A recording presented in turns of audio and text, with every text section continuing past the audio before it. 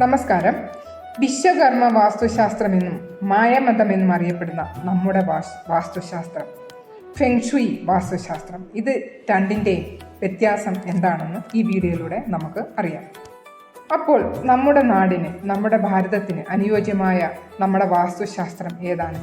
അത് നമ്മുടെ ബ്രഹ്മാവിൻ്റെ പുത്രനായ വിശ്വകർമാവ് രചിച്ച ഭാരതീയ വാസ്തുശാസ്ത്രം തന്നെയാണ്. ഫെങ്ഷുയി എന്ന് പറയുന്നത് ചൈനീസ് വാസ്തുകലയാണ്. അപ്പോൾ നമ്മുടെ നാട്ടിൽ നമ്മുടെ സംസ്കാരം അനുസരിച്ച് വേണം നമുക്ക് ജീവിക്കാൻ. വേറെ ചൈനീസുകാരുടെ സംസ്കാരം അനുസരിച്ചല്ല നമ്മുടെ നാട്ടിൽ നമുക്ക് ജീവിക്കേണ്ടത്. നമ്മുടെ ഭാരതം കിടക്കുന്നത്, ഇന്ത്യ കിടക്കുന്നത് നോർത്തേൺ ഹെമിസ്ഫിയറിലാണ്. അപ്പോൾ അതനുസരിച്ചുള്ള വാസ്തുശാസ്ത്രമാണ് നമ്മുടെ വാസ്തുശാസ്ത്രത്തിൽ ഉള്ളത്. അപ്പോൾ എല്ലാവരും ആ വാസ്തുശാസ്ത്രം അനുസരിച്ച് ജീവിക്കാൻ നമുക്ക് നോക്കണം. അപ്പോൾ വീഡിയോ എൻഡ് വരെ എല്ലാവരും കാണണം. അപ്പോൾ ചാനൽ എല്ലാവരും സബ്സ്ക്രൈബ് ചെയ്ത് നിങ്ങളെല്ലാവരും എന്നെ സപ്പോർട്ട് ചെയ്യണം. എങ്കിൽ മാത്രമേ ഉള്ളൂ ഞാൻ എൻ്റെ ഗുരുവിൽ നിന്ന് പഠിച്ചതും ഇപ്പോഴും പഠിച്ചുകൊണ്ടിരിക്കുന്നതുമായ നല്ല നല്ല കാര്യങ്ങൾ സത്യസന്ധതയോടുകൂടി ഞാൻ നിങ്ങൾക്ക് പറഞ്ഞു തരുന്നതായിരിക്കും.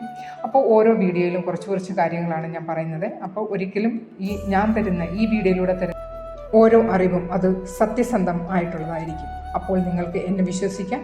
അപ്പോൾ ചാനൽ എല്ലാവരും സബ്സ്ക്രൈബ് ചെയ്യണം. വിശ്വകർമ്മ വാസ്തുശാസ്ത്രമെന്നും മായാമതമെന്നും അറിയപ്പെടുന്ന ഈ രണ്ട് പ്രധാന ഗ്രന്ഥങ്ങൾ നമ്മുടെ ആചാരങ്ങളും കെട്ടിടകൽപ്പനയും മണ്ണിനും കാലാവസ്ഥയ്ക്കുമനുസരിച്ച് നിർദ്ദേശങ്ങൾ നൽകുന്നവയാണ്. ഇന്ത്യയുടെ ഉത്തരാർദ്ധഗോളത്തിൻ്റെ, അതായത് നോർത്തേൺ ഹെമിസ്ഫിയറിൻ്റെ പ്രകൃതി, സൂര്യ ഉദയ അസ്തമ ദിശകൾ, കാലാവസ്ഥ എന്നിവയെ അടിസ്ഥാനമാക്കിയുള്ള ശാസ്ത്രീയമായ ചിന്തനമാണ് ഇതിൽ ഉൾക്കൊള്ളിച്ചിരിക്കുന്നത്. വിശ്വകർമ്മ ശില്പശാസ്ത്രം പൈതൃക സമ്പന്നമായിട്ടുള്ളതും ക്ഷേത്ര നിർമ്മാണം മുതൽ വീടുകളുടെ ആസൂത്രണം വരെയുള്ള വിശദമായ മാർഗനിർദ്ദേശങ്ങൾ ഉള്ളതുമാണ്. അതുപോലെ മയമതം എന്നത് ദ്രാവിഡ വാസ്തുശാസ്ത്രത്തിൻ്റെ ഭാഗമായിട്ടുള്ളതാണ്. ഇത് ദക്ഷിണേന്ത്യയിൽ പ്രചാരത്തിലുള്ളതാണ്. ഫെങ്ഷുയി എന്നാലോ? ഫെങ്ഷുയി എന്നത് ചിലർ വാസ്തുവിൻ്റെ ഭാഗം എന്ന് തെറ്റായി ധരിക്കുന്നു. പക്ഷേ സ്നേഹിതരെ, ഫെങ്ഷുയി ചൈനീസ് സംസ്കാരത്തിൽ നിന്നുള്ളതും അവിടെ പ്രയോഗിക്കുന്ന ശാസ്ത്രവുമാണ്. അതിന് നമ്മുടെ ഭാരതീയ വാസ്തുവുമായി നേരിട്ടുള്ള ബന്ധമൊന്നുമില്ല. ഇന്ത്യയുടെ മണ്ണിനും സംസ്കാരത്തിനും അനുയോജ്യമായ ശാസ്ത്രം ഭാരതീയ വാസ്തുശാസ്ത്രം തന്നെയാണ്. അതിനാൽ നമുക്ക് സ്വന്തമായ ഈ അറിവ് മനസ്സിലാക്കി നമ്മുടെ ജീവിതത്തിൽ ഈ കാര്യങ്ങളെല്ലാം നമുക്ക് പ്രയോജനപ്പെടുത്താം. നിങ്ങൾ ഓരോരുത്തരും ചിന്തിക്കൂ, നമുക്ക് ചൈനക്കാരുടെ സംസ്കാരം അനുസരിച്ച് വാസ്തുശാസ്ത്രമാണോ, നമ്മുടെ സ്വന്തം വാസ്തുശാസ്ത്രമാണോ നമ്മുടെ ജീവിതത്തിൽ നമ്മൾ അനുകരിക്കേണ്ടത്? വിശ്വകർമാവ് ആരാണ്?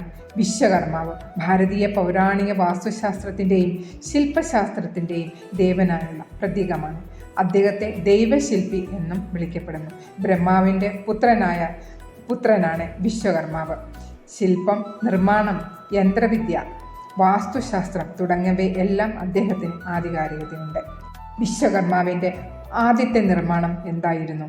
സ്വർഗത്തിൽ ഉള്ള ദേവേന്ദ്രൻ്റെ നഗരമായ അമരാവതിയാണ് വിശ്വകർമാവിൻ്റെ ആദ്യത്തെ ശില്പം.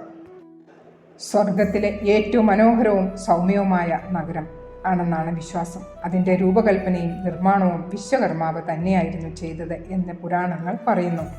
ഇതുകൂടാതെ വിശ്വകർമാവ് നിർമ്മിച്ചത് ദ്വാരിക നഗരം, ശ്രീകൃഷ്ണന്റെ രാജധാനി, സേതുബന്ധനം, ഇന്ദ്രപ്രസ്ഥം, പുഷ്പക വിമാനം എന്നിവയെല്ലാം നിർമ്മിച്ചത് വിശ്വകർമാവ് തന്നെയാണ്. ലങ്ക എന്ന സ്വർഗസദൃശ്യമായ നഗരം ഒരു സാമാന്യ നഗരമല്ല. അതും വിശ്വകർമാവ് നിർമ്മിച്ച അത്യുഗ്ര ഭംഗിയുള്ള നഗരം തന്നെയാണ്. ലങ്ക നഗരം ദൈവശില്പിയായ വിശ്വകർമാവ് കുബേരന് വേണ്ടി നിർമ്മിച്ചതാണ്. എന്നാൽ പിന്നീട് കുബേരൻ്റെ സഹോദരനായ രാവണൻ അത് കയ്യേറി തൻ്റെ ആധിപത്യം സ്ഥാപിച്ചു. അതിൽ അറ്റകുറ്റപ്പണികൾ വീണ്ടും ചെയ്യിപ്പിച്ചു. സ്വർണ്ണമണ്ഡപങ്ങൾ, രാജമഹൽ, അങ്ങനെയുള്ള ആലിശാനായിട്ടുള്ള തൂണുകൾ എല്ലാം, സംഗീതശാലകൾ എല്ലാം രാവണൻ അക്കാലത്ത് ഭംഗിയോടെ വികസിപ്പിച്ചെടുത്തു.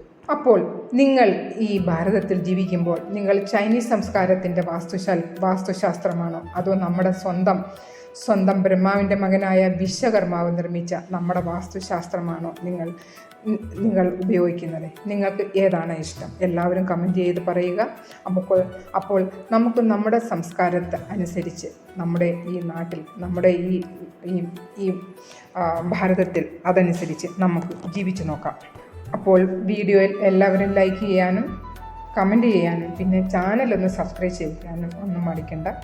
എല്ലാവർക്കും നമസ്കാരം.